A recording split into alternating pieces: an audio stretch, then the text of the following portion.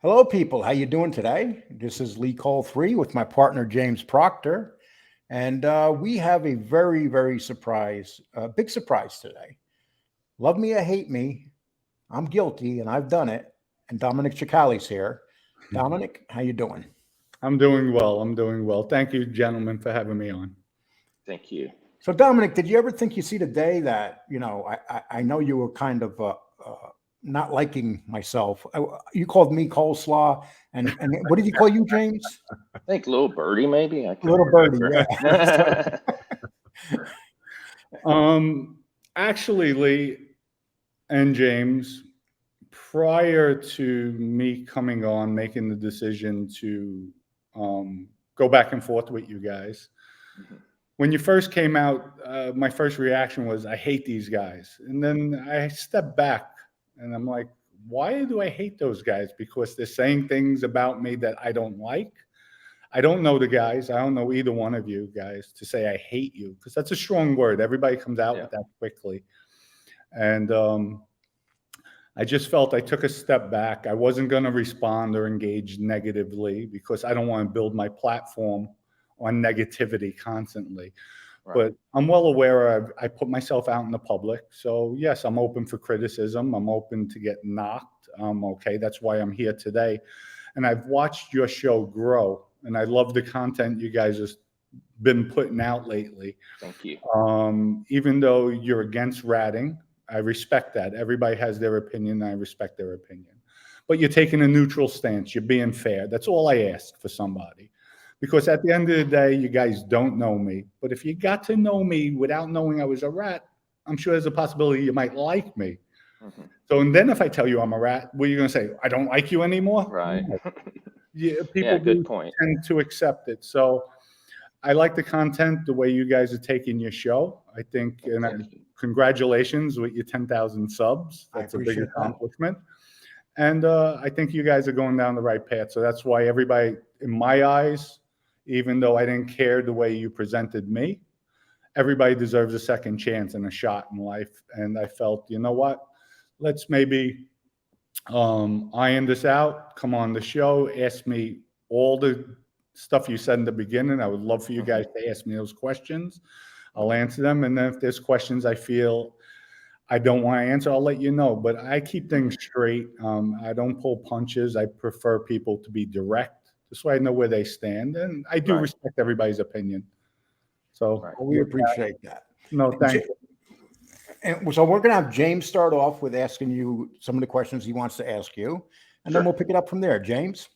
Yeah. So just so when we did the first couple of shows on you in mid-February, so it's been 3 months. So, we researched your life heavily from just let you know publicly available information, and so just wanted you and the viewers to understand where we got it, and then I'll ask some of the questions. And so, basically, it was from Gangland News. That's Jerry Capisi's Gangland News. Then Ed Scarpo has Cosa Nostra News, which was a big source. And also, I know Ed Scarpo is close or an advocate of Team Chicale. And then Anthony De Stefano's book, Vinny Gorgeous, The Ugly Rise and Fall of a New York Mobster. That's where we got a lot of information about your life. And then obviously you did a book with Ed Scarpo called Cosa Nostra News, the Chicali Files, and then finally just things from the Daily News, the Post, the Fort Lauderdale Sun Sentinel, and then a lot of court documents. And so a lot of the stuff we got was, the when you testified against Vinny, but then, Anthony Donato has a brief wanting to get an appeal, and so there was some allegations in that. So basically, we didn't talk to anyone from Vinny's family. We've had someone said they're from their family reach out, but we didn't go with any of that information because we couldn't substantiate. And so, just also so we made sure never to do anything that would dox your information or any of that. We're totally against that. We don't go after families. So hopefully you understand some of that, Dominic. But I Well, just set that context of where we got everything well, from. thank you. That's more than fair. Yeah. Okay. So now to the question. So tell us about your childhood growing up. So it's my understanding from Vinny's book that you never had any good male role models in your life. Said your father had gone to jail, allegedly became a junkie, left the family, married another woman, and that your godfather, who's your father's uncle, who had done time for heroin trafficking and was with the Lucchese family, was very instrumental in your early life. And then you had your aunt and grandmother who raised you. So is that accurate? Or maybe you could talk about your childhood. Okay, well, just for everybody to know, I never read Vinny the book, Right. which I intended to, but I never read it. So, Sure. and it wasn't my father's uncle. That was his brother, my uncle Peter. It Okay. was my uncle, my godfather. Right. As far as I would say, I had my grandparents. They raised me on my mother's side, who I Right. adored. I mean, Dominic could do no wrong. It's just a male figure, a strong male figure. No, I gravitated to the streets. My father's friend was very close with Big Ernie, with the Yeah. Genovese crime family. He had taken a liking to me when I was younger, taught me how to box, how to handle myself, and was schooling me, and I didn't even know it at the time. What was So, Big Ernie's last name? Can you say, or is it? Muscarella, Okay. Muscarella. Yep. And I'm really not going to go into too much with that. No, understood. Just out of the respect I have for him till this day, the guy was a father figure to me. Yep. Understood. Always supported me where my father never did on the street. He was always, Yep. Whatever I did, my father always went against me. Right. And my grandparents, I would say my grandparents raised me with my mother, but my grandparents. But then again, and I grew up going to Catholic school, and it's funny because Oh, wow. in the 6th grade, when my father came home from jail around that time, I wound up getting left back that year. I became very rebellious. Mm. So I made up all my classes in summer school, and for some reason, the principal wouldn't let me go to the 7th grade. So my mother transferred me to St. Benedict's, which is in the Throgs Neck section of the Bronx, another Catholic school. And that school had so much extracurricular activities in sports. I mean, they had intramural sports from hockey to soccer to volleyball, basketball, and I got involved with sports. Sure. And that's where I gravitated in sports with baseball and everything. And then just as I got older, I got pulled into the streets, and the rest, the history from what you read. Yeah, and then regarding your family roots, I think a lot of people are interested, in what part of Sicily are your ancestors from, and do you know your history of when they came to the U.S. and all of that? I really don't, Yeah. and I've been researching because I did go to Naples, and I'm half Sicilian, half Napolitan. Oh, okay. I really don't know, but I intend to find out, and that's embarrassing. But I don't want to make up a town and say that's Right. and that's not true. But No, that makes sense. yeah, no, I don't know, but I know my father's family, when they came over, everybody migrated to Harlem, so they were all out of Okay. Harlem. Okay. I'd like to ask you now. Now you grew up in the Bronx, and as people know, the streets of the Bronx are probably some of the roughest streets in America. Did you give that any thought when you were growing up? Did you feel like you were growing up in a tough area, or did you just say to yourself, "I live in the Bronx"? No, to answer that question, where I grew up in the Bronx, it wasn't a tough area. It was a middle class area. There's sections of the Bronx, yes, they're tough. They're tough areas. If I walk maybe 5 miles to the projects, yeah, it's a tough area. But my neighborhood per se wasn't tough. It was tight knitted.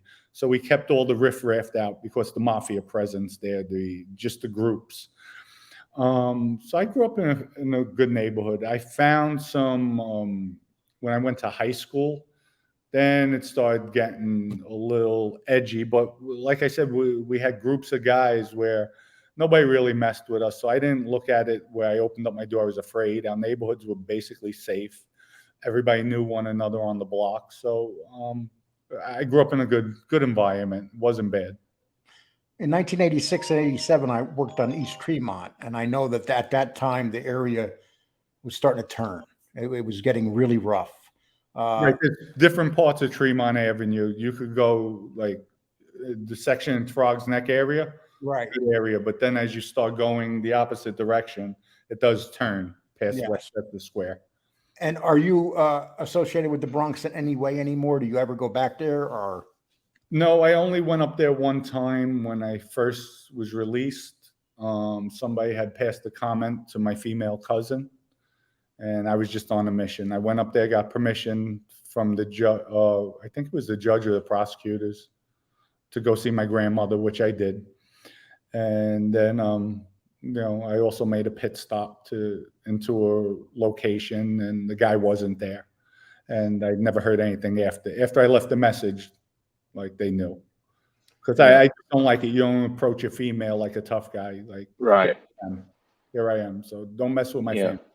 Right. One thing I wanted to ask you about it. So as a teenager, you were in a lot of street fights.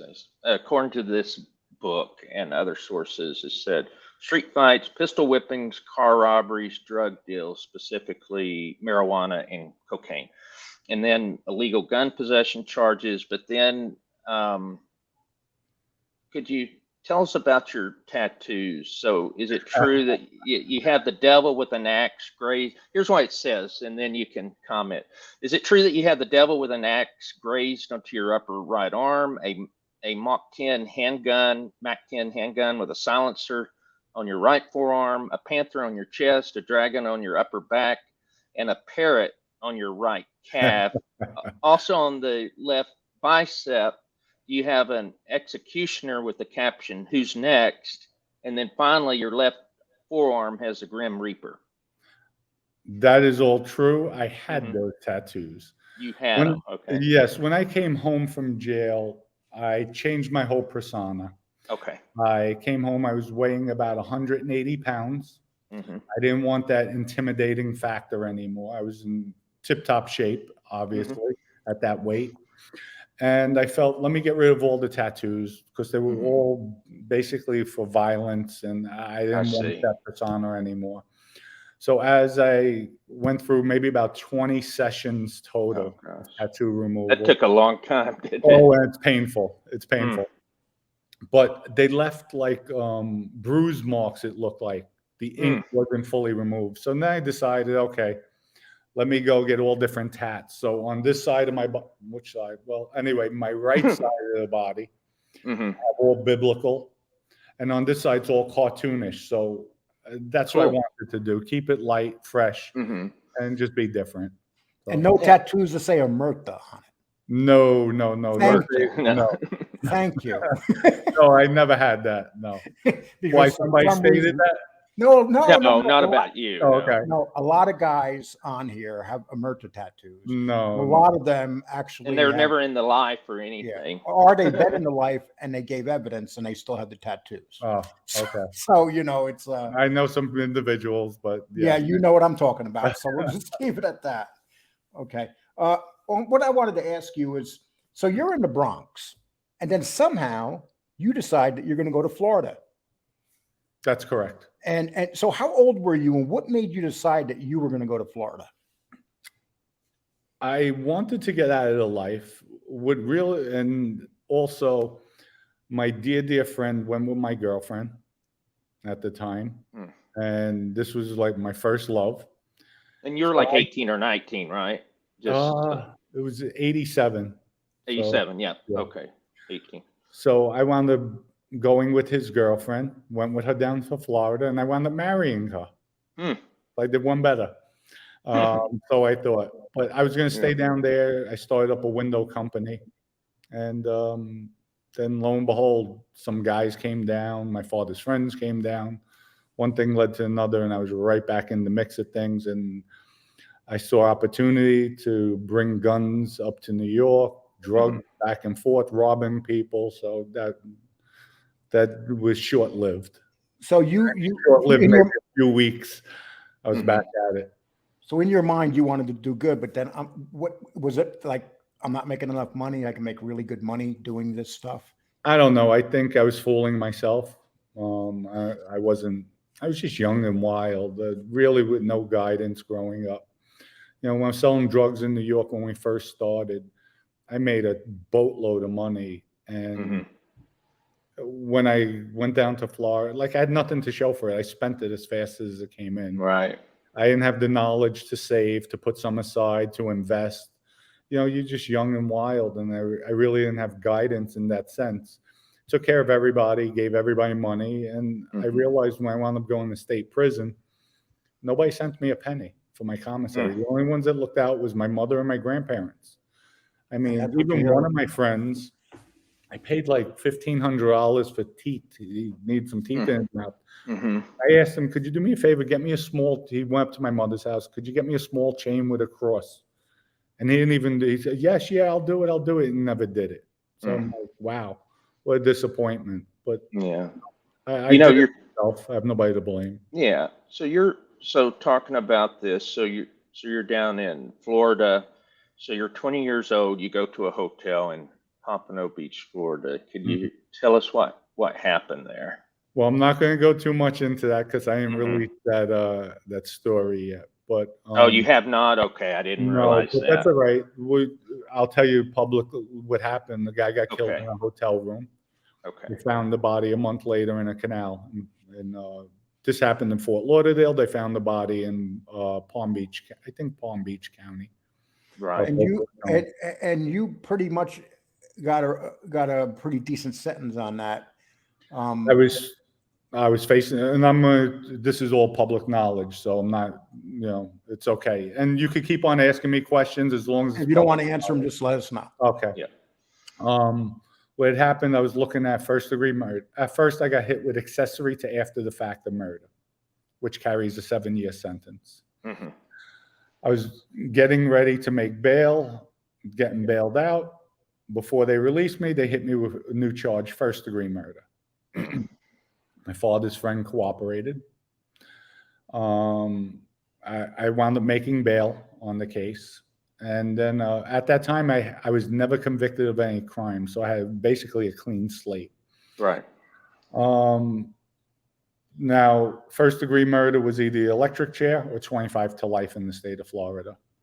The state offered me a plea deal at this time for 7 years, manslaughter, 7 years. With the gun charge, I would have had to do a 3-year mandatory.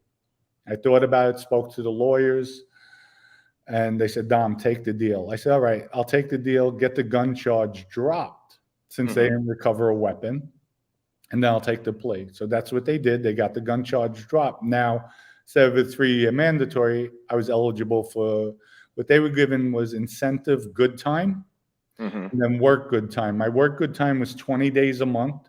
My incentive good time ranged anywhere from 80 to, say, 120 days a month. Okay. So there was overcrowding in yes, those state prisons. People don't realize Florida, the problems. It was really, really bad. But I wound up doing 17 months on that bid. Should have did 15 months, but I got in trouble. I had at the time I was a kid, so I was drinking the protein drinks that they would give the AIDS patients. I would buy from them. And we're working out, so I wanted to put size on. And one of the officers found it in my locker. So I wound up getting in trouble. They took some good days from me, but I wound up doing 2 extra months. But I should have been. It wasn't a 10-year sentence, though. It was never. No, what was it? No, 7-year sentence. Okay. And I wound up doing 17 months on the Right. Yeah. And it's weird because soon I went into the reception center. And I'm sitting with the case manager. She's going over everything. She says, okay, well, right off the bat, you have 7 years. As of today, with, I don't know, it was like some type of incentive. Yeah, there was some sort of like credit or some something. change. I'm like, damn, that's it? 5 and some change? Okay. Like, I was happy to hear that. Yeah. That was like a gift. Dom, I'm going to ask you a question. You may not want to answer it. Don't answer it if you don't. And it's just a point blank question I've never really asked anybody before. It is known that you've killed. Is that correct? Yeah, that's correct. Okay. The first time you killed somebody, what was your thought about it? I mean, did you feel guilty? Is it something you carried with you? Okay. What was your feelings about your first time you killed a man? I had no guilt. I had no guilt. And again, I'll go deeper into a story later on my podcast. But the guy was trying to kill me on 3 different occasions. He tried. So Right. there's more to the story behind it, which I'll be telling on a later date. But there was reasons. Everybody in my past that I've killed or hurt, they were in the life. There was no innocent people, whether they're in the streets selling drugs or in the mafia. They were in the life. And they would have put a bullet in the back of my head real quick, just like the first murder I did. Mm-hmm. The guy tried 3 times. And I will tell everybody this to share with you. Mm-hmm. My father's friend was sitting in the back of the car. He passed my father's friend the gun to shoot me in the back of the head. So, I'll get to the story. You know what? I read that story. We know it inside out, but it's a fascinating story. We don't know it like you know it. Right. You're definitely going to tell us things we don't know, but Right. the stuff that's out there, it's a very fascinating story because sometimes people make plans and it backfires on them. And I'll just leave that at that. No, it happens. It does happen. And, it's a treacherous life. It really is. You never know when your time is up. And usually 90% of the time, especially with the mafia, it's your friends that kill you or your friends that walk you in. Yep, exactly. And so you get out of jail in October of 91, and you didn't stay out of trouble long. So no, I was out 4 months. Yeah. I had gotten married, Mm-hmm. and then the DEA came and wound up arresting me. Yeah. So it's amazing that you have to end up doing another 8 years, right, for that. I received a 10-year sentence. It was a crime I did not commit. Right. I was guilty of the possession. It was my cocaine. Excuse me. It was a ½ ounce, but there was never any conspiracy. I had a 2-hour trial with open and closing arguments. One witness was the agent. And he stated, well, I assume Dominic knew what I was talking about because my co-defendant gave him a ½ ounce. He asked, well, if I call you next week, I get 2 or 3, I'll bring you the money. And he said, I responded, we could work it out. That was it. They had a tape that was unintelligible. And at the end of the day, it was disgusting. It is disgusting. And you're not the only one that went through that because in South Florida, it was horrible with with police and undercover agents setting people up. They'd even do stuff where it was like close to, let's say, an ounce, and they would say, oh, it's actually a little over an ounce, so it'd be a higher sentence. And James, the funny part is when DEA arrested me that evening, they arrested my wife. Oh, wow. They wound up letting her go, but they told me, just work with us. We won't even charge you. Really? We want the guys in New York work with us. And at the time, I'm not a rat. I was a thug through and through. Yeah. And they thought I was vulnerable because I just had gotten married. My life took a turn because I was with the family she was the only child. She was adopted. The parents loved me because I stopped her from drinking. So she had her act together now. Sure. And they would treat me like I was their kid. They had a successful metal finishing company. And the father told me, just stay here, work for me, and this will be yours and my daughter's one day. And that's it. You're my son now. And I finally found a future. I found a home, and it was disgusting. I should have went away that time, no more than a year for the ½ ounce. But even that's just crazy. It was disgusting. But you know what? I've got away with a lot of crime in my past. That's what Greg Andres told me. So I said, hey, I did time for a crime I didn't commit. He looked at me and said, Dom, how much crime did you do that you got away with? I said, okay, good point. And that's what criminals think about, the things we got away with. Exactly. So when you're in prison, is this the time that you met Bruno Indocado? Yes. Delicado, When I yeah. was in federal prison on the drug charges. Yes, that's why I met Bruno. And he kind of became like a mentor to you, would you say? Yeah, I love Bruno. Has a personality.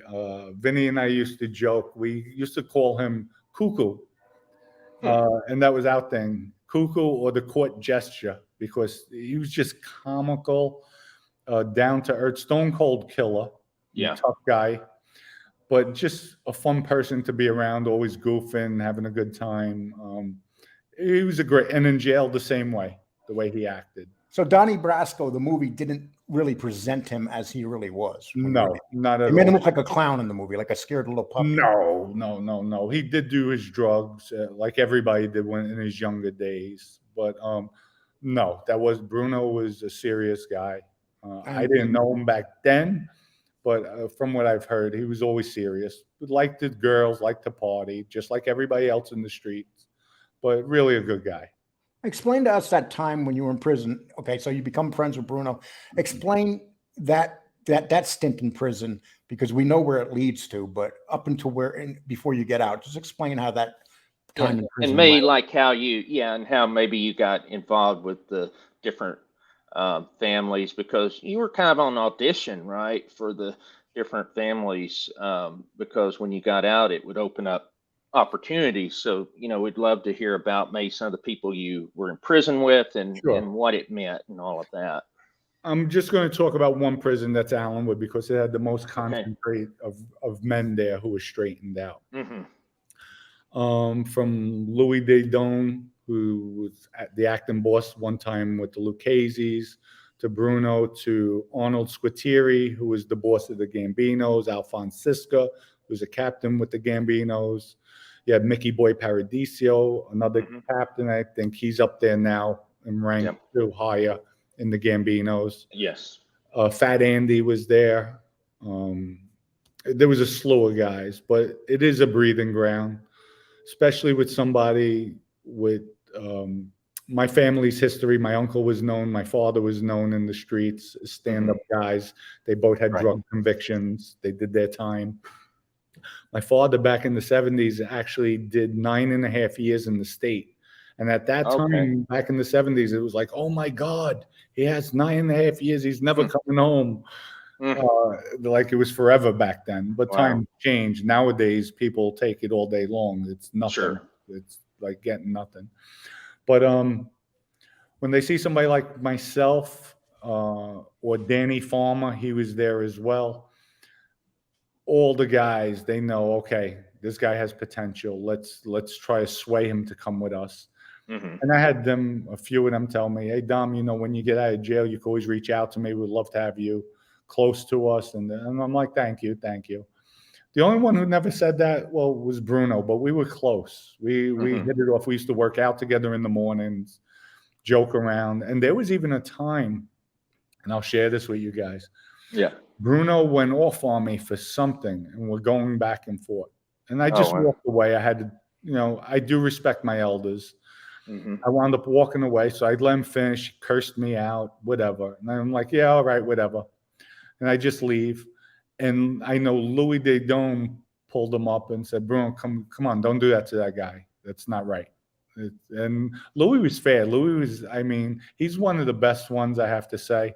Down to earth, you could break his balls. If he gets upset, he holds it in. He never pulls rank or tried to. Not that it would work with me, because I didn't believe in that, but really a class act, one of the classier ones. Okay. So you're in prison, and so you're getting toward the end of your stint, and all of a sudden, they start talking about you going with Vinny Gorgeuos. How did that come about? Because didn't Bruno pretty much tell Vinny that you're a good stand-up guy and kind of recommended you to him? Yes. What happened was, when I came home, I wanted to be around Bruno. So my uncle reached out. I asked him to reach out. I spoke with Bruno. Then Bruno set up a meeting with myself and Vinny, because Vinny was from the Bronx. Bruno was in Queens. So Bruno said, you know what? Since Vinny's in the Bronx, you're a Bronx guy. Let me introduce you to him. Vinny's my partner. And that's what he did. And then first time I met Vinny, He did his research because word was out there that was a rat on the state case with the murder. Yeah, and that's what I was Yeah. curious about. Why did they think? I guess the book in the book they called it a bad wire. Had you heard that term before, bad wire? Yes, well, that came from Michael Hippie, who's a Genovese soldier. Okay. So I robbed him. He was one of the guys I robbed when I was on my robbing spree. I took half a key of coke from him, and left him in the street, and that was it. So that's his way to get me back. Is that why you didn't go with the Genovese family, even though they were the No. family you were more closer to? Not at all. I found out afterwards when I came home because Vinny, with his doing his digging, he asked who I was around, and I basically said no one. So he said, nobody ever spoke up for you when you were a kid? You got in trouble? I said, yeah, Ernie did. So he says, you're around them. I said, no, I'm not. You know, we went back and forth. So I never really politicked with that. But when I did speak with Ernie, he says, no, he says, you know, you're around me. I says, I know I'm around you. So very technical, these words. Exactly. Every word's technical, yeah. And then he mentioned, they say, I know you have something going on with Hippie. I says, no, I don't have anything going on with him. But later on, we spoke about that, why he put the bad wire on me. But I was always, there was times I was gonna get him back one way or another. I always tried, but you know, in a way, I'm glad that nothing happened. So I would have just have one more body under my belt.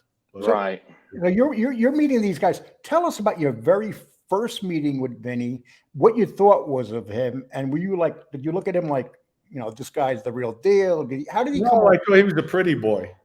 Pretty boy. I'm like, who's this pretty boy I'm sitting with? And especially he was being belligerent to my Uncle Peter. Like, Oh, really? Wow. Belligerent. And I'm sure Vinny caught after a while, like I started, like my blood, I started boiling. And he started backing up from the way he was speaking to my uncle. So he was doing this in the first meeting right in front of you. Yeah, right in front of me, just being arrogant, like abusive. And Why was he doing that, you think? Is that just him, or was he trying to make a point to you to see how you'd react, like a No, test? later on, he told me, and I told him, as you know, when we started getting to know, why were you being an asshole, my uncle? And he's like, there's a few times I was out with all the girls, because he would go out with his girlfriend and a slew of her girlfriends. And my uncle would show up, and my uncle would drink and get abusive. Abusive in a way, I don't want to say abusive, but disrespectful with the girl. He's joking. He would take it one step further where he's crossing the line.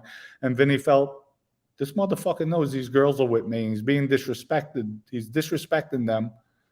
So he's disrespecting me. So when I told Vinny, I says, I was about to say something. He said, no, I saw your face. I saw her. That's why I let up. So I didn't want, you know, our first meeting. Because Vinny, listen, everything he heard prior, he knew I was down to earth, that I would go. And I really didn't know who the hell he was. So I would have went with him that night. But it wouldn't have been well for me. That's for sure. I might have won the battle with that one, but I wouldn't have won the war. Right. Yeah. How intimidating was Vinny Basciano? Not a zero factor. Really? With me. Like I said, I didn't know him. By the time I started to get to know him, we were friends. So it's not going to intimidate me. That doesn't impress me. I knew he was very, very dangerous. He's basically the only guy. If he was home now, I know it wouldn't end well, one way or another. Like I would definitely, it wouldn't be nice. Because I know he just would never let it rest. And he's the type of guy who'll wait 4 or 5 years and then make his move. Absolutely 1,000%. He would take me out. Did you guys start doing personal stuff even out of the life together? I mean, yes. As friends or whatever. Vacations. We were close. We were inseparable. We were so close that even Joe Messina from jail sent word, you guys have to break it up. You're too close, because every time somebody would say Vinny, it would be Vinny and Dominic and Vinny. That's how they would, instead of saying Vinny Gorgeuos or Vinny from Vinny B, Vinny and, hey, you know, Vinny from the Vinny Bronx. And Dominic.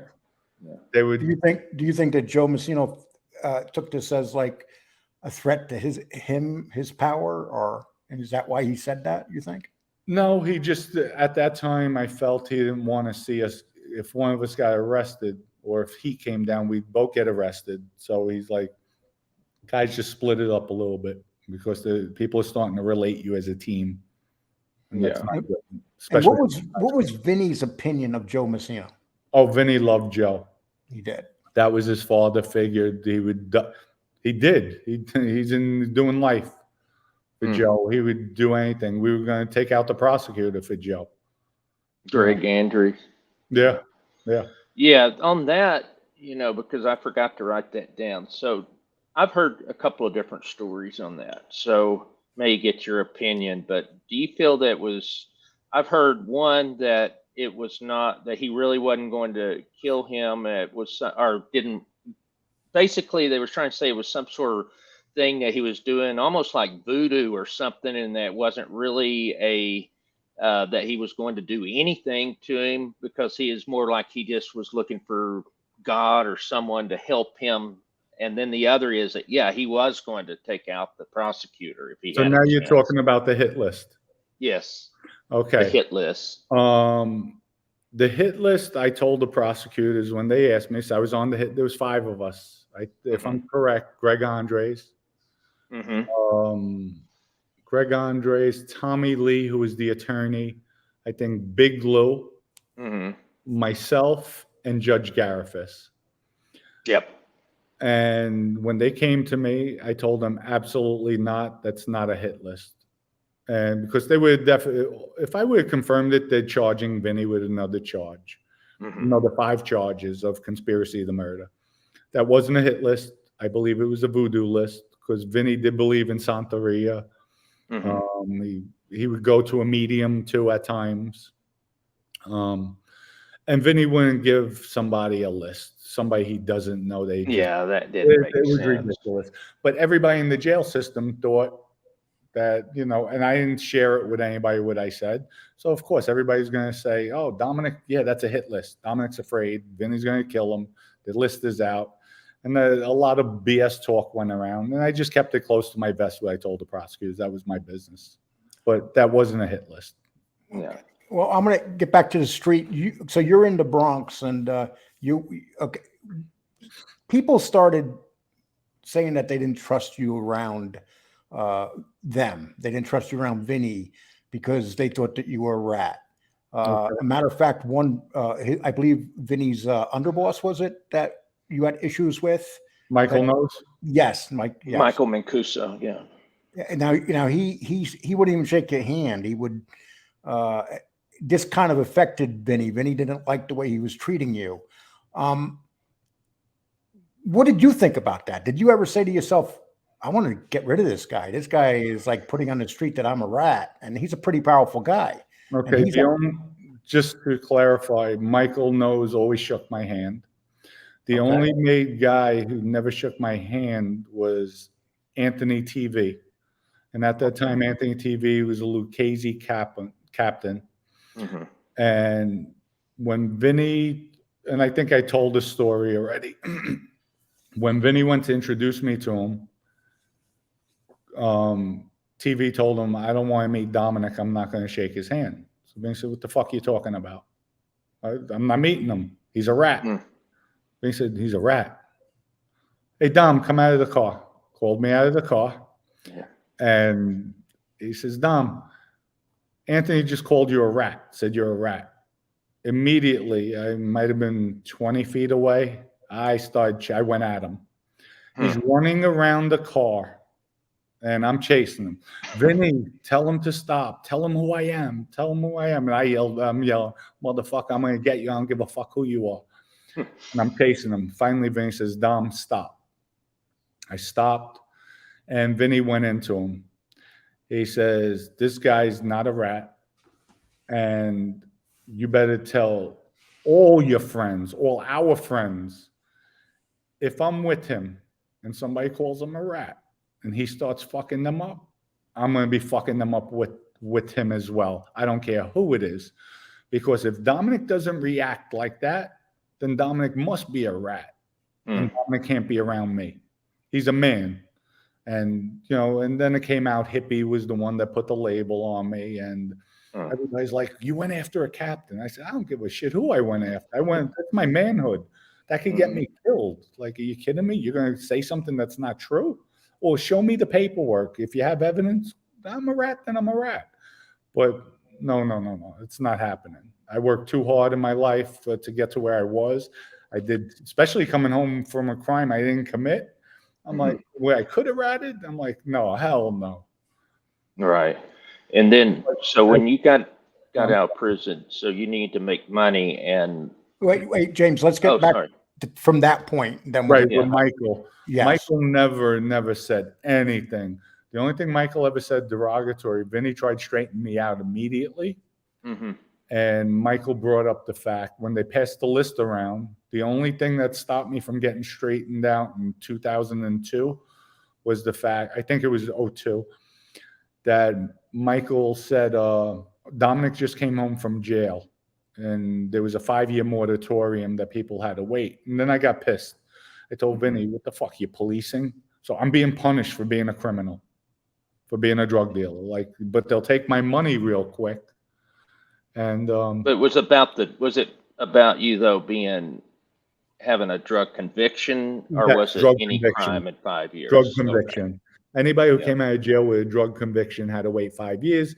They wanted to make sure that I still wasn't selling drugs, which is bullshit. Because if I handed Joe $100,000 a month, he said, "All right, don't tell me how you're getting the money, but don't tell me where it's coming from, but thank you." Yeah. And so eventually, how long did you have to wait before you were made? Oh, Vinny got me in a year and a half later. So probably, I think it was 03, 04 that was straightened out. And how many guys on the street were pissed that you were made so quick? I don't know. Nobody showed it to me or said it to me. A lot of guys were jealous how quick I came up. Michael, one of them. Everybody was short-sighted as far as running after the same quarter on the street, that little nickel and dime. And meanwhile, I had different visions as far as legitimate companies, even the illegal stuff I did. It was always on a different scale where I elevated. My rise was real quick financially coming home. And people were jealous and envious of that. Here, they have 25, 30 years without getting arrested on the street, and they're still living, just casual. And here I am, houses on the water. It's about being an earner, right? I had that quality. I had that quality and that hustle. My days even now, they start at 3 a.m. Yeah. So, and that's it. I love it. Let's get to the day that Vinny is arrested. Okay, so I know we're going through a lot of things, but no, go ahead. I want some hard questions. I want some of the negative stuff that you guys put out on me from the beginning. Oh, without a doubt. Answer that, and we're going to get into that. Yeah, and don't hold back. We're getting up to Vinny in prison. That's where all the bad stuff happens. Okay, so explain to us what happened the day Vinny was arrested and what the feeling was on the street and how you were feeling that day. I was shocked. I was like, oh fuck. I knew they could have arrested me, but I didn't get arrested. And then I heard real quick, I paged Anthony Donato, and I found out they arrested Vinny and Anthony Donato. So right away, I reached out to Michael Knows because he was second in command. And Vinny already had implemented that if something happened to him, Michael was to be in charge, and I was to back Michael's play every which way. Because Vinny knew, I had the power. I took over Vinny's crew. Also. Were you nervous that Vinny was no longer around to have your back? No. Why would I be nervous? I had all the power. Okay. I knew I was capable of. And that's very unusual that a guy like you that hasn't been around that long has all that power all of a sudden. Were you like people described you when you had the power as a bully? And why do you think that was, I don't know about a bully. Listen, everybody has. And I read you what it says about you. So, it says Chicago, and this is again from Vinny Gorgeous's book. So you have to understand that's one person's opinion. So Cicale, acting captain on Basciano's behalf, believed in being a tough taskmaster, all the more to impress Vinny Basciano. He told Gambino, and I think the source comes from Joey Gambino. So he told Gambino that drugs were out and to keep his mouth shut in public about what went on within the family, including including when he might get inducted. Beepers were the method of communication among crew members. If life under John Palazzola ran easy and loose, under Cicale it got serious and ugly. Cicale liked ordering beatings of all sorts of victims, old, young, men, and women. You're considered and so he was considered very strict, and when you were called, you had to be there. You're on call 24 hours a day if you had to. So that was the comment from Absolutely. Joey Gambino. I was strict. You had to be there. It's part of the life. As far as ordering beatings, I would say half of them came from Vinny. The orders. Okay. Like, Dom, Even when he was in jail. Yeah, Dom, take care of that. There was certain things, and there was already things in place that I had to follow through. Michael co-signed it at the end of the day when him and I went at it a little bit. Told me make sure that thing gets done. Took care of it. But were women victims as Excuse well? me? Women also victims? That's what No, it's saying. That, yeah. No. The only woman that there was ever an altercation was my ex-wife. She came at me with a knife. And I used to run. This wasn't the first time she came at me with the knife. Like, I would get her so mad, she'd start yelling and then coming at me with the knife, and I'd run. And this one night, it's like, oh, you're really getting it twisted. So I made believe I was running, and I stepped back and I grabbed the knife, twisted it. I wound up cutting my hands. But the police came, called the cops. She wanted me out of the house. They wound up locking me up.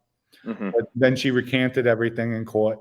And, you know, the judge was going to throw her in jail for lying. But I never hit a woman, never hurt. And you didn't order a woman beat then? No, but not that I know of.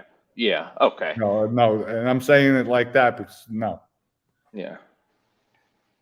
No, it's news to me. Like, oh, yeah. The only woman that was supposed to was Vinny. And I just came out with that story too about Vinny wanting to kill my daughter's mother. Yeah. So it wasn't Dominic who was looking to kill a woman. Right. Wrong person. Yeah. So how long were you on the street before they came and got you off the street? I was out 5 years. I mean, from Vinny, I'm talking about from the time Vinny went in. Oh, they arrested me Vinny got arrested in 2005, maybe 4 months, I think. They arrested me in January. Yeah. They arrested me in January of 2005. Vinny got arrested, I think, before Thanksgiving. Yeah, it does. It's November 19th of 2004. Right. And were you kind of expecting that you were going to eventually be arrested once Vinny went in? No, actually, I sent word to everything was cool. When Randy got killed, afterwards, I started seeing a lot of heat around me, follow me, and I sent word to Vinny, something's up. Don't worry, you're being paranoid. No, I'm not being paranoid. There's a lot of heat on me. And explain who you just mentioned, someone being murdered. Explain that. That was Randy Pizzolo. That was he was on the hit. I had to take him out, and it was ordered. Randy was supposed to die maybe 6 months prior to Vinny, maybe not even 6 months, say 2 months prior to Vinny getting arrested. Vinny wanted him out, and I told him no, let's give the guy a chance. So Vinny agreed, took it off. He said, just keep the guy away from me. Keep him far, far away, and he won't have a problem. But I actually saved his life that time, and then it just came back. Vinny said, this is a disgrace. That's it. I'm done with him. You're taking him out. Did you take him out, or did you order someone to take him out? No, I ordered it because he was at that time now. Vinny was not in the picture, so I'm second in command with Michael. It's like I can't risk it because I felt I was going to be the prime suspect. So I ordered Anthony Aiello to take him out. And I'll go into that at a later date. So I didn't come out with that story. But I ordered him to be taken out. Okay, explain what happened the day you were arrested. Where were you, and where did you wind up and how did it go down? There I was arrested. I went home, upstairs in the bedroom. All of a sudden, it's about maybe 4 a.m. My dog started barking, like really barking. I look out the window and I told my son's mother, I said, it looks like I'm getting arrested. She said, oh, stop playing. I'm like, no, I'm getting arrested. Right away, I put some clothes on. I walked downstairs. As I opened up the door, they were hitting it with the battering ram. So the door just basically swung open and closed back on them. And then I opened it, had my hands up in the air. They came in like gangbusters, still threw a concussion grenade in the house. And I was just yelling, dude, don't shoot my dogs. Don't shoot my dogs. And that was it. Then they arrested me. And on the way to Federal Plaza, they told me, you know, your boss ratted on you. Why don't you just work with us and cooperate? I said, I don't know what you're talking about. I want to see an attorney. Mm-hmm. So they were lying to you to try to get you to think Vinny ratted on you. They said my boss. So it's either Vinny or Joe. Oh, okay. So, but that was the day that's where it came out. Joe Messina cooperated the day I got arrested.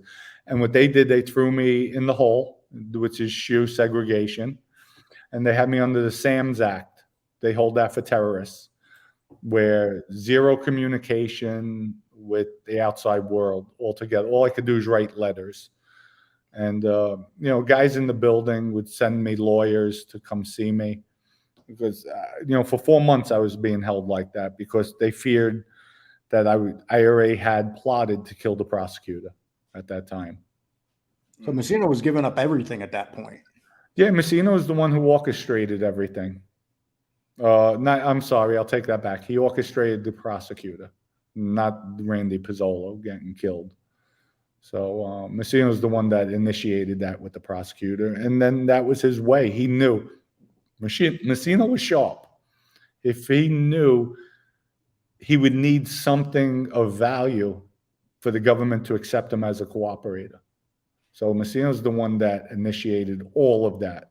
Yeah, he had already been found guilty and was awaiting punishment when he turned. And from what I heard, like Greg Andres told him, what do I need? Like, what do I need you for? You're already buried. I have everything. He said, well, there's a hit on your life. And Messina was the one that and from what I heard when I was fighting the case, Messina had failed the lie detector test when they gave that him. Is true. I've read that too. So, but still, and at that time I was upset, like that's messed up. They would accept him, but the prosecutors, in all fairness to them, they have to protect themselves. It's one of their own because, all right, he failed the test, but what if it is true? So they do have to look out for their own and take every precaution. So I understand now looking back what they did, how they acted towards me. But, at that time I didn't understand it. But now I see things differently. Now, Joe Messina was considered one of those guys, and tell me if you had had this feeling, the last guy that anybody would ever expect to flip. He used to make a lot of remarks about it around people, claimed that people were rats. So how surprised were you when Joe Messina flipped? I don't know. Mixed emotions with that. I looked at the people he had around him, and I felt they shouldn't have been in the life. So, and from what even all the guys that Joe Messina had killed, all good guys, thugs, strong guys. So to me, Joe Messina feared that. And why would you fear that if you're the boss? I would embrace it more knowing I have a man's man with me than somebody just a gopher. And that's all, like all the guys, to me, they were gophers he had around them. But I was shocked. It was, but I wasn't. Vinny was more so. Vinny was more in awe with Joe Messina. That like Vinny would have did anything for Joe Messina as Vinny would have did anything for myself. And I think even Vinny said he was heartbroken with Joe. With me, he was just more devastated. Like it crushed him more than anything. That's how close we were, Vinny and I. But I chose to turn my life around because of And how long were you in prison after you were arrested there? How long were you there before you decided? And tell us what the reason was that you decided to become an informant. I was in about a year. I started seeing the handwriting on the wall, and I'm not making excuses. I took the coward way out. Let's first and foremost, I'll nip that in the butt. Mm-hmm. But I do give explanation. I could use these excuses. It wasn't like I took the coward way out because I didn't want. I was looking at the electric chair. Looked at the electric chair in the state of Florida. Looked at a 25 to life in the state of Florida. It's not the time. I told Vinny, please help me, kid. When the feds locked me up, all my funds, everything was in construction projects, the home I was building. Help me cash out, finish out the homes. They're almost done. I have a little over $10 million. I'm going to take $2.5 million, throw it to our legal fees. If I wind up with life, at least I'm set in jail. Mm-hmm. My family's okay, and that's it. I'll just hang out in jail and have a good time, do whatever I want to do. And don't get me wrong, if I had nothing, then it's a different story. I had nothing. I didn't lose anything. But the guys like Michael, they're out there. They took everything from me. So now I'm facing a life sentence. A death penalty, I knew they weren't going to give me a death penalty just because it was another criminal that got killed. Wasn't anybody innocent. So I'm looking at it as, wow, I'm going to be dead broke, doing a life sentence for what? Where's the loyalty? My family, even women, was saying, and word was getting back to me, it's a disgrace what they did, what they're doing, how they're robbing me. A quiet Dom, who's one-time acting boss of the Genovese crime family, he specifically told me, he says, Dom, I'm letting you know I love you. If Vinny comes to this institution, I'm not shaking his hand. So please don't take offense. It's a disgrace what they're fucking, his exact words, it's a disgrace what they're fucking doing to you out there. And then the add insult to injury, the Christmas before I collected $360,000 from some of Vinny guys, mostly my guys from construction, plumbers, everything. Michael Mancuso sent to my girlfriend $3,500 the Christmas I was locked up. And that's when I said, called my lawyer, do me a favor, call up the prosecutor, I'm coming in. And that was it. I was done. Loyalty is a two-way street. We do our first killing. We did it behind Joe Messina's back. That's a death sentence. Without the boss's permission, that's a death sentence. Vinny said, listen, we're doing this behind Joe's back. If Joe asked any of us, never happened. It wasn't us. We get away with it. Maybe a month or two later, 2 weeks, whatever it was, Vinny comes up to us, Bo, I told Joe asked me, I had to tell him he's the boss. I'm looking at Vinny, why would you tell this guy we killed somebody? We snuck him. Do you realize? What do you think Joe's going to say? He's going to yell at you? Joe's going to say, okay, that's okay. Call up one of his hit guys. Hey, take this Vinny out, Dominic, Bruno, take them the fuck out. It's not their family. I'm going to make a point here. So yeah, and that's true. We had, and that's something we went after you about, was that we didn't understand. We always criticize you for the comment that you said, oh, well, if the boss asks you a question, you don't have to answer. And not that we've been in that life, but we've always been told that you have to tell, if the boss asks you a question, you have to answer. And so for the first time, we understand now. And that's why it's good we're having the conversation, right? Because you're explaining that it was an unsanctioned hit that Joe Messina was asking about. Yeah, even Vinny too, because I had an altercation. Well, we had a verbal altercation in MDC in one of our co-defendant meetings. Mm-hmm. And he says, you blame me while you're here. I says, absolutely. Your fucking mouth. Well, when the boss asks you, you have to tell him. But we did it without the boss's permission. Are you fucking kidding me? Like you can't have it both ways.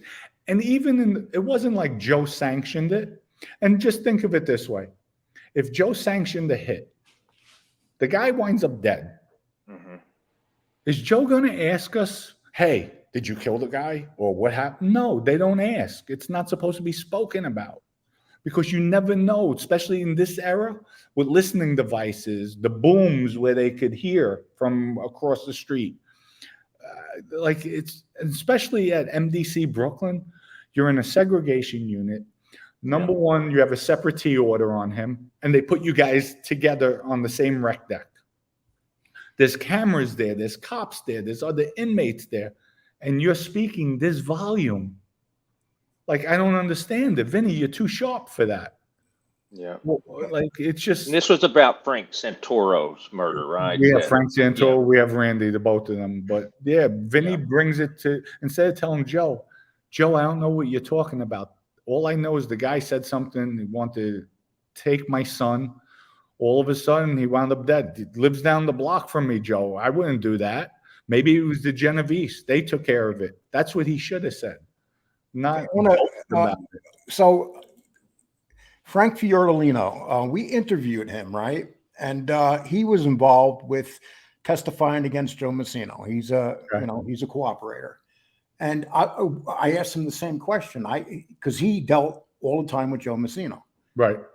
So I said to him, if Joe Messina asks you if you did something, do you answer that question? You know what he said to me? He says, absolutely, because if you didn't answer Joe Messina's question, bad things were going to happen. Okay. Well, I'm not going to talk about Frank. All I could say. No, I don't expect you to. I'm just no. Was he a made guy? No, he wasn't. Okay. So need I say more? Okay. I'll leave it at that. Okay.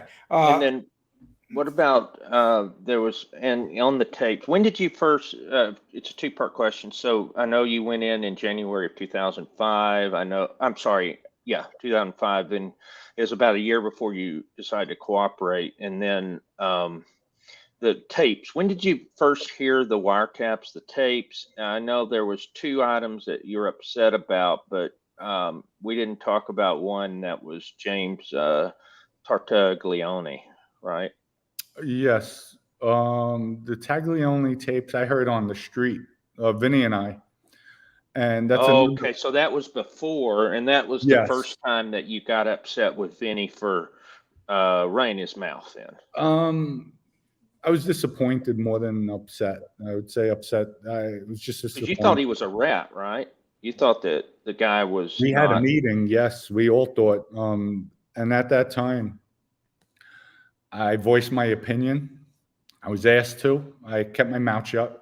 Mm-hmm. And then finally, it was Tony Urso.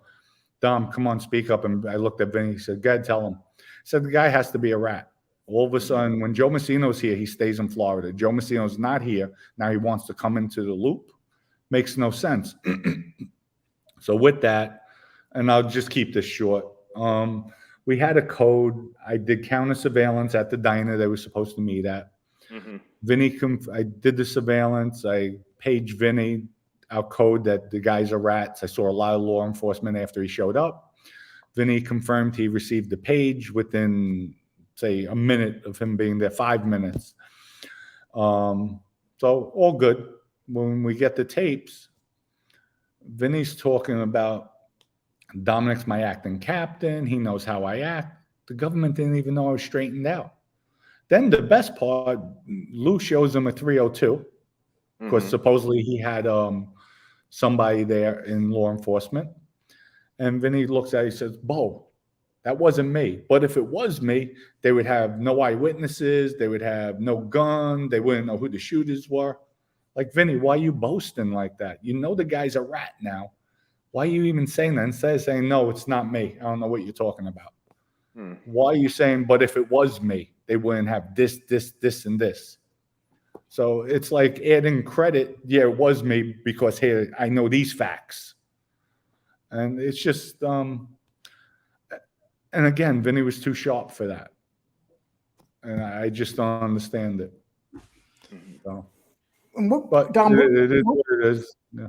Yeah. What do you think would separate you? People will say, okay, so Vinny pretty much was facing what you were facing, probably more, and he has it in him not to turn evidence, and you decided that you were going to turn evidence. What do you think separates you from Vinny when it comes to being that type of person? I don't know. All I could say is he's a man's man. I took the coward way out, keeping it real. But a lot of people don't know. Vinny was offered his first plea deal to wrap everything up, 27 years, 17 years and 10 years. And 99% of the time when you take a plea, the judge is going to run the time together. So on that 27 years, it's broken down 17 on one case, 10 years on the other case. Them running it together, Vinny's out in 15 years. But Vinny felt he could beat the case. I could beat this case. And I was like, Vinny, Barry Levin was even there. Well, when he said it, all the lawyers, I told Vinny, take the plea or counter, come with something, tell him to run it together. And even Barry turned around and said, Vinny, listen to Dominic. Don't tell me what to do. I'm not taking a plea. I'm beating this case. I didn't do it. And that was his theory. But he should have gave the government their pound of flesh. He would have been done with everything. All the cases wrapped up. He didn't have to look over his shoulder anymore. And he would have been home. I would have never cooperated. And that would have been the worst thing of my life. Because right now, I'm happy, especially the way the so-called gangsters now on the street are. It's a disgrace. And you know what? I'm going to share something with you. You have a lot of rats like myself who put guys away. One guy, and I'm not going to blow up the person, but he put Angelo Prisco away. Guy's doing life. Yet the mafia guys who didn't rat, who were on the street in New York, accepted the rat back in. The guy's doing major construction jobs in Manhattan, but he's okayed now. It's okay because the rat is giving them money. So who's more of a hypocrite? Who's more of a scumbag? We see that now. That's the people he's working with. Point. So James and Lee, I'd rather do what I did 10 times over than be a fucking hypocrite like they're scumbags. The guys who purport that I'm a mafioso, I'm stand up, I'm not a rat, but you're taking money from a rat instead of doing what you have to do. And I don't want to see anybody get hurt, but come on, call a spade a spade.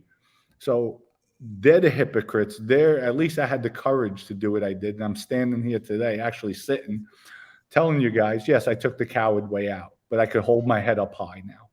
What could these guys say? You know, they'll come up with some excuse. Well, you know something. You know, we did a video on somebody. I'm not going to mention names, but it was in Massachusetts, a town that accepted someone back that ratted out and not only that, and killed a major boss. So nothing surprises me when it comes to that, to be honest with you. Right.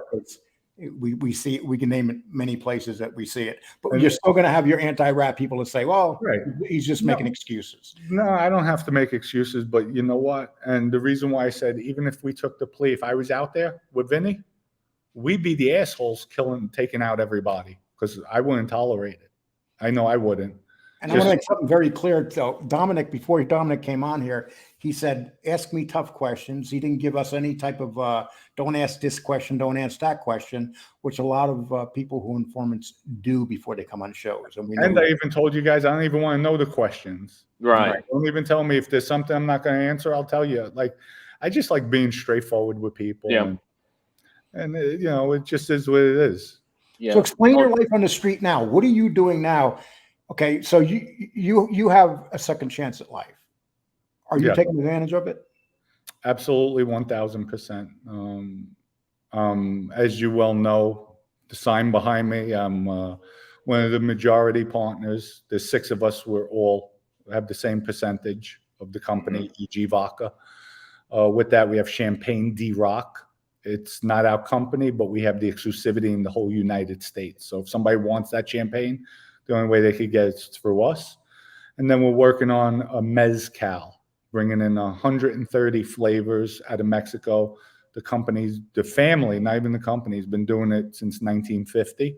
Haven't been at it outside of Mexico. Excellent. And then I have my construction property. I'm involved with, I did concerts, entertainment. I had Chance the Rapper, Ludacris, Migos. Yeah. These are all, we did a country event for Veterans Day, Veterans Free. I had the Legends of the WWF, monster truck rides, all free for kids. That's great. And then I did things in Sierra Leone, Africa for water, bringing them medical supplies. Before the pandemic, we were working with Guatemala. And also we were just going to launch a big water project in Pakistan. And then COVID struck and stopped all that. But even in Sierra Leone, Africa, it started out as a business. And then I wound up doing humanitarian work over there, giving the machines, giving out water, paying for it. It's really sad to see the way people are living over there. And that country has so much wealth, yet it's just been exploited throughout the years. And that's a disgrace. So, that's why even with you guys, to show the world, listen, people could get together and do the right thing. We could put our differences aside for better causes. Yeah. And that's what I'm about. Yeah, and we took this as quite a shock, to be honest with you. But you know what? We are glad that you did do this. And I want to put something up because Sure. what we originally did a show that accused you of being a rat before you even went in. But you put this out today, and just to explain this. Okay. Okay, I'm going to put this up right here and play it real quick.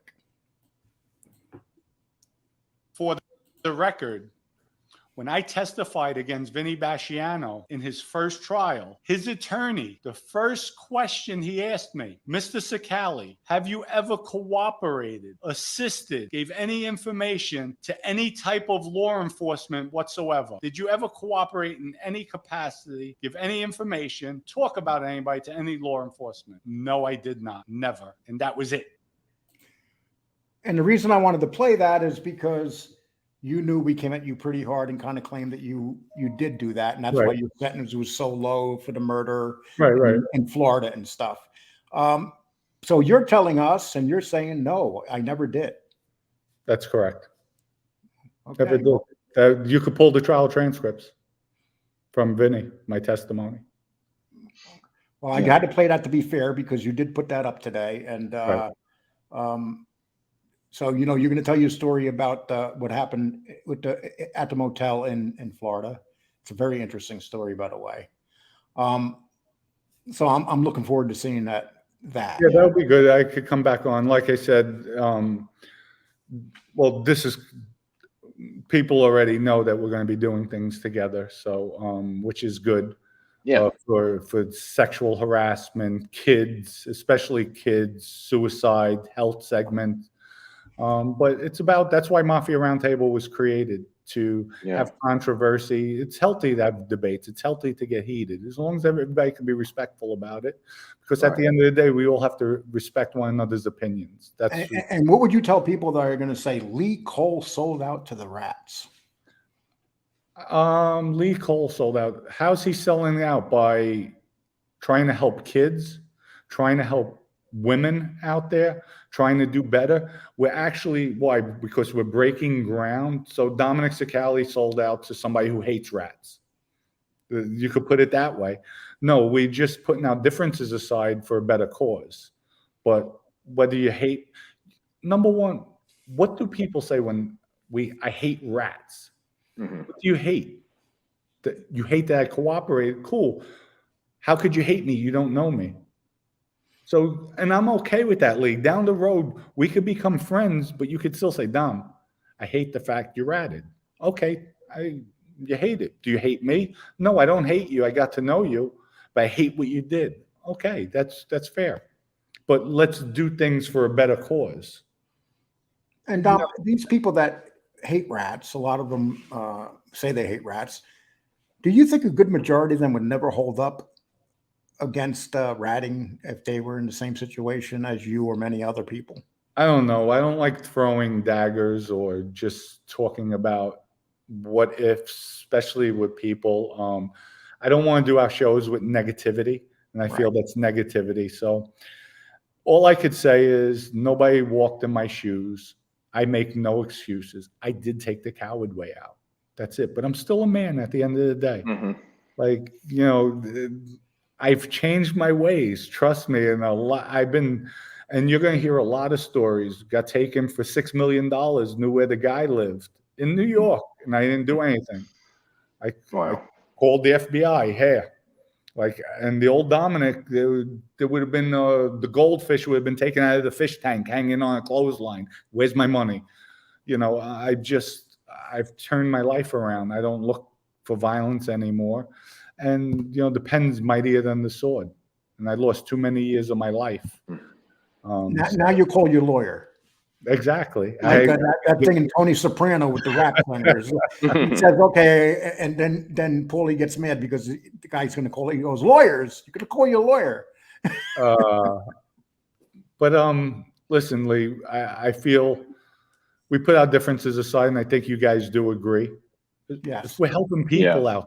We're joining together, and we have different views, and we're doing good for people out there. Come on, even look at these politicians nowadays. I remember growing up. Yes, you had your Republicans, Democrats. They always saw things differently. However, how many cross-party lines to make things happen? They bend, they compromise. Nowadays, you don't have it. Social media has messed up even politics. Oh, we can't cross party lines. But you're elected for the people. You're elected to help the people.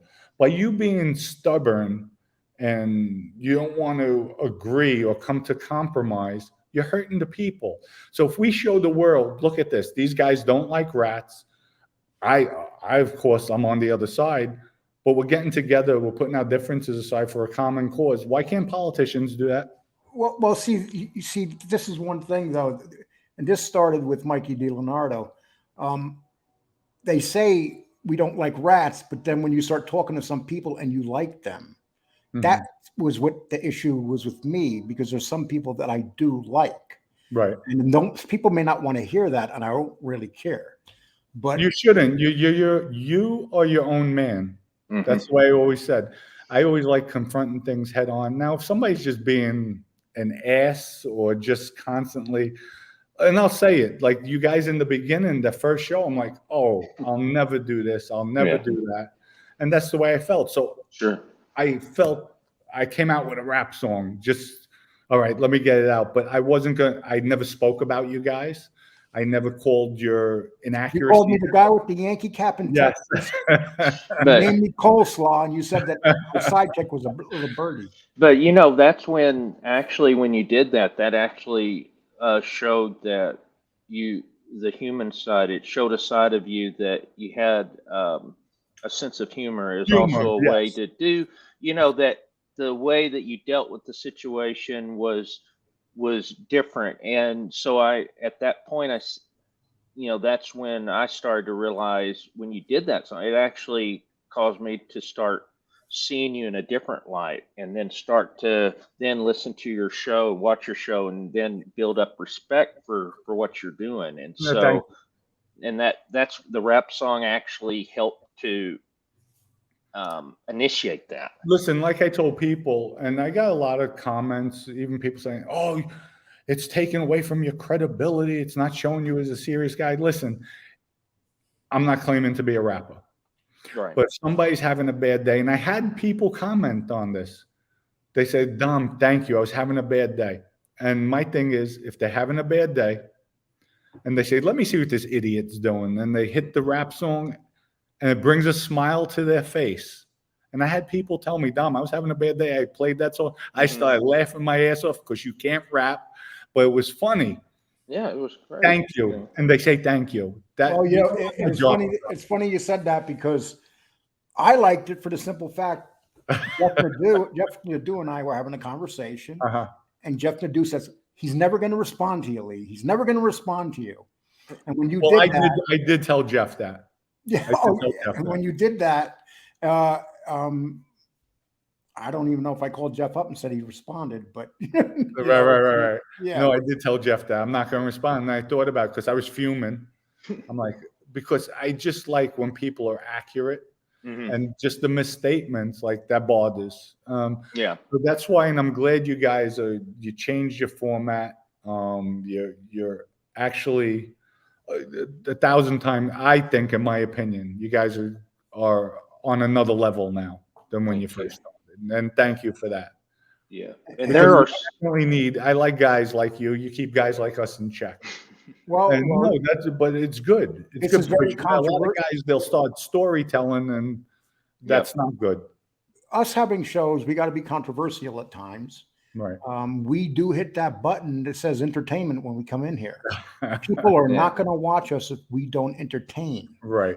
And if I'm on here every day talking about how much I hate rats, and that's all I do, and I don't have nobody coming on here because I hate rats, we're not going to hear from guys that aren't rats on YouTube telling us about the history of the mafia. No, it's good, but I like it because you guys have different perspectives, and it's healthy. It's just healthy. It's good. It keeps it going.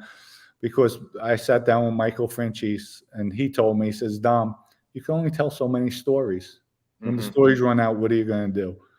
And again, my whole vision, and I know James, I heard some of your shows where you're saying nobody knew where I was coming from or my angle with things. But you did say, I'm correct me if I'm wrong, you says that I'm a sharp businessman, or I'm sharp. Yes. I forgot what exactly. Yeah, basically saying that that you're a sharp businessman, that you seem to know what you're trying to do, with having a vision, some of the, objectives, And goals that you, now you're yeah, starting to learn my vision.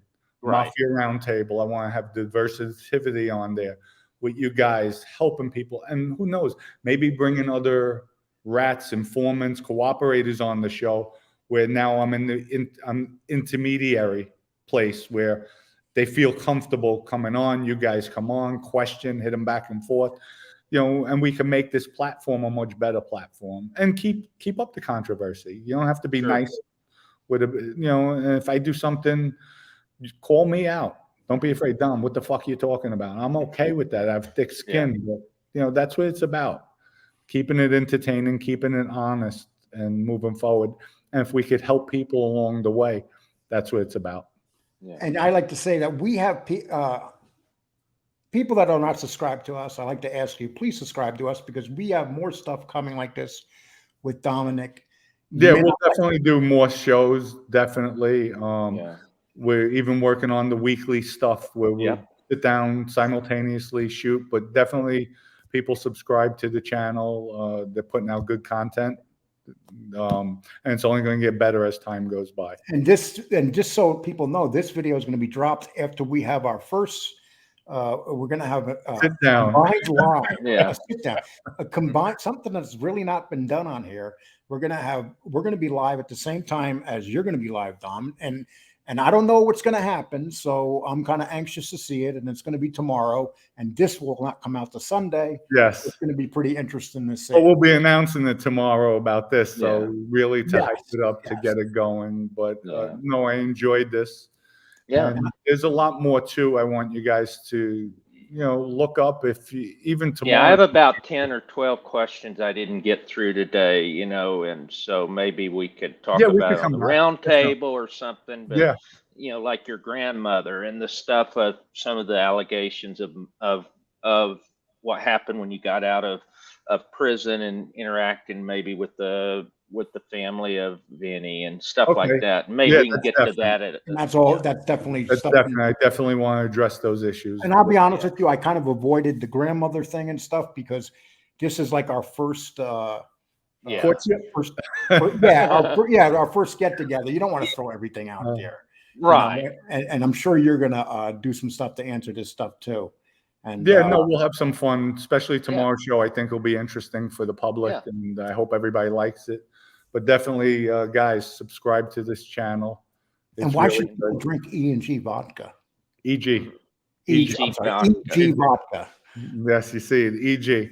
Yeah. I'm telling you, the vodka is excellent. It's 100% organic. It's made out of wheat. We import the wheat from Italy.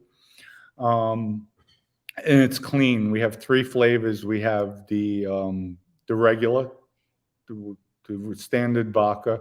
We have a rosemary lavender and a sage. The rosemary lavender, women like it, excuse me, with a little bit of lemonade. The sage, I like it straight, shaken, ice, drink it. And then the regular, you mix it with any drink, but zero, I never had a hangover with it. It's that clean. It blows. Tito's. Tito's is what I was going to say. Is this reminds me of, because Tito's from fifth generation is supposed to be one of the best micro. Well, it's kind of gotten big now, but right. Yeah, Tito's, they're phenomenal. But this blows it out of the water. I think they did a taste test years ago, an accredited taste test, where we beat, I think it was Absolute 4 out of 5 times in a taste test. So we have the credentials. You could go to egvodka.com, hit on it. And that's it. It's really a good, clean tasting vodka. And I will put underneath this video, I'll put it. Is there any codes they can put in to get a discount on the first bottle? No, not yet, but we will work on that. Okay, we'll work on us putting it up. Okay. And we'll have a code underneath here. Thank you. Yep. No, we'll do things like that. We'll definitely do things like that. We're just, with the new ownership, everybody getting together, we're just structuring now a plan of attack going out there. Because even the shipping process, there might be about 15 or 20 states the liquor store could ship to. So we're working on getting all the states, because there's people even on my site that comment, Dom, I tried ordering it, they don't ship it to Oklahoma. So we're working all that out. But right now, is it in the Texas area? Is it? No, I'm not sure if it's in the Texas area. I don't know. But if it's not in, you go on the website, you hit to buy it, it directs you right to the liquor store that could ship it. Do you guys actually send it through the mail at all? No, we can't send it. We're not licensed to send it. The liquor stores do, though. They ship through FedEx. They can ship. Well, I didn't think we were going to cover vodka today, but what the heck? You had it right above your head. It's like you wanted to talk about it. Oh, yes. I had to come to the office today. Yeah, no, it's very good. And good luck on the, the partnership with guys. Thank you. Thank you so much for everything. Don't leave anywhere, Dom. I'm going to end this, and then we'll just say goodbye once I end it. People think, thank you. Please subscribe to this channel. I always forget to say subscribe to our channel. So please subscribe to this channel. Thank you. And once again, Dominic, thank you so much. You're welcome. Thank you, gentlemen. I'm looking forward to doing a lot of things.